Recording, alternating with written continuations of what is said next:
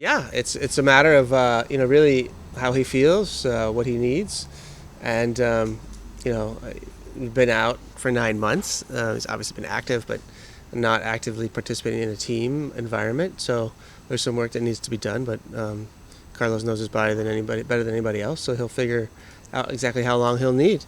And right now it's just about exposure to the group, exposure to training, see how he and his body reacts. Obviously, many new faces for him to interact with, players he hasn't played with before. What was the energy of the response in the group when they were told that Carlos is coming back? Very positive, and exactly kind of what we expected, and it's great to see him. He has always come to work with a smile on his face and enjoying being here, and loves his club, and as his club and the fans love him. So, very positive reaction, and I'm looking forward to more. And lastly, for me on Carlos, how do you envision using him now? I mean, he hasn't really played with the true nine. I mean, you've had strikers, but not like a hold-up player like a Giroud or a Kai. I mean, how do you see using him? Can we see him Bouanga, Giroud, Vela? Is that something that you're imagining? Too far away, really, to say. Carlos is one of the most intelligent players I've ever seen, and whatever way I ask him to do, he'll figure it out. Because of that IQ and with Carlos, it's a player. I guess it's a good headache for you as a coach in terms of how he's going to fit in the group and what you guys want to do. But at this point of the season, how are you going to manage that? Welcome him in and to the plan that you guys have been working on. I don't think there's anything complicated about this. It's a player who's been here since day one.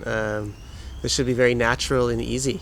And the player will know, the team will know, and hopefully the coach will know when it's time to put it back out in the field. And it's like, I guess, putting on an old pair of shoes. It'll just fit, and it should feel comfortable. So when that time comes, everybody will see. In terms of what we know what he means to the fan base, he was that first signing for this club, and just seeing the response and that energy during this time that he can bring, that push. How do you see that response? Well, I think it's also, it can be super positive, energizing, and can push us over the finish line. And I think that's important. I think that's also what we need. It's been an amazing 2 3/4 years. Lots of ups, some downs, but overall incredibly emotional, and that can be taxing, and that can be tiring. And to have a positive story like Carlos come back can tip this thing to our advantage, especially with the excitement in the stadium. Focusing on Austin, trying to bounce back after what happened over the weekend. How's the group, and what are you expecting to see after watching the video and watching it back? You said it was going to be a tough one to watch, but just like trying to fix what didn't work and trying to. Nothing that we didn't know ahead of time. They didn't change their tactics or their the way they played at all. They just doubled down, and we made some errors. That's it. Nothing really to panic about or even to analyze. It's more of the same. So we have solutions, but we'll can that for another day. That hasn't been our focus the past couple of days.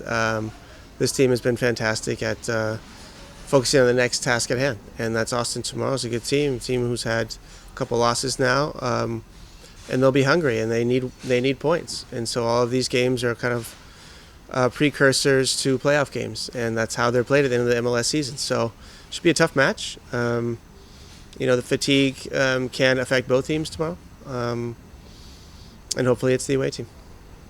Are you planning to move Carlos like a little bit down, like the midfield there, or just in the same position, or rotating him? We need to wait and see. We need more time to see where he's at and see how it fits in and see where he's best utilized for himself, but also for the team. Steve, are you aware, and is the team aware of the potential to clinch a playoff bid this weekend? And does that have meaning, or is it something you talk about after the job is done? Yeah, I think this team has been, over the past 3 seasons, been so focused on just the next game, and that's kind of been our motto. And that's where our focus is. So what comes after that, we'll deal with then. I'm not sure that changes the motivation one way or the other. We always want to perform well at BMO and give our fans something to celebrate like they deserve. The team's resilience. You look at Leagues Cup and you go off and win in Seattle, and then you had the match home against Houston. You go to Houston, get a point. What have they shown you in those moments, those sort of bounce back moments, that says to you that this team is prepared for larger opportunities, that they're not going to let hurdles get in their way? Yeah, it shows experience, it shows resilience, it shows a winning mentality. It also shows that it's useless to spend time in the world of doubt and lack of confidence. That does nothing for anyone. Forget what happened and move on, and remember and apply what we do so well into the next moment possible. Also, the reason why we also think half to half, and that has served well for us, and the team does a great job of applying that psychological concept, if you will, into our MLS season, and we're going to need it again tomorrow. They follow half to half. The second half against the Galaxy, they didn't do that. Ilie talked about he gave a better answer in Spanish than he did in English. But if I remember correctly, it was something to the effect of, we lost our way, we didn't play our style. You're like betraying our identity, and then it was like unconscious that the players in the second half tried to decided to sit back and try to protect the result that they had at halftime. Right. So how do you break that mold, or like that feeling amongst the group of, if they have something to protect, maybe they protect it too much and they get away from things that have been working earlier in the game? It's very simple. Don't talk about it, and that's why I won't answer your question, because we're done talking about that game, and we are very focused on Austin, which takes a different set of solutions and ideas and tools to beat. And we don't have a lot of time between games, and I can't waste any time talking about things that won't help us tomorrow night. And so all of that talk does nothing for our players and for us as a group tomorrow night. And we have focused on Austin and ourselves, more importantly. You see there's nothing to learn, nothing that you can come out of that and come out on the better side of that? Not for tomorrow. Not for tomorrow. Maybe down the road? Sure. Maybe we play them again in the playoffs, and then we can talk then. But Max wrote your question down, and to make sure we don't forget it. So I can't read it now. We'll revisit that in a couple of months. Not for tomorrow, maybe down the road. Yeah. So focusing on Austin, the roster has seen some flux recently, international play, being some yellow card accumulation. Is Austin a chance to kind of land the plane at home, get everyone on the same page on your home footing, and reset a bit? I think tomorrow is a chance to win a game at home, and that's it. We don't use international breaks or injuries or yellow card suspensions or red cards in this case as well as excuses. We want to win our home games, and all of them, and we don't pick certain moments in the schedule and say, okay, that's winnable, that's not, we're happy with a draw here. No, we want to win every single game at home for sure, and most of them away. And so tomorrow, whoever is on the field and who begins, and even if you play a minute, it's your job to win this game tomorrow, and that's our focus. I got a follow-up about that. Obviously, you're focusing on their roster. Driussi's not playing. For a guy who's so intrinsic of what they do, is it harder for your prep because you know they have to do something different? But how is it much easier if he was just playing? How does that work for a team that you're familiar with? Both. He can do something very special. He can change a game. He's also not somebody who's going to press and win balls and work defensively for 90 minutes. And so that's a chance for Josh to add another defensive piece for stability away from home. So it's give and take, and it depends on their strategy.